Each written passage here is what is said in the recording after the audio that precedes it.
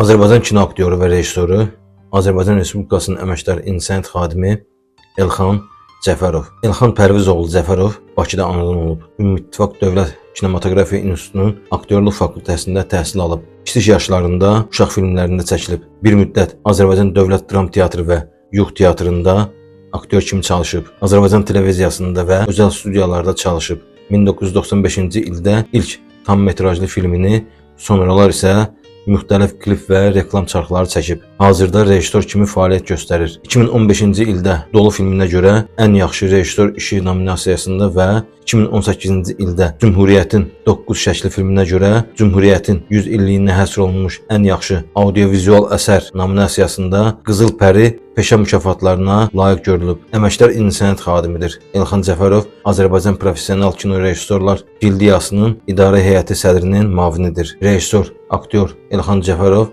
rejissor Pərviz Cəfərovun və jurnalist Mailə Muradxanlının oğludur. Rejissor, aktyor Elxan Cəfərov, jurnalist Lalə Əliyeva Muradxanlının qardaşıdır. Rejissor, aktyor Elxan Cəfərov, aktrisa Gülzar Qurbanovanın həyat yoldaşıdır. Elxan Cəfərov, aktyor Əbdülqəni Əliyevin qaynıdır.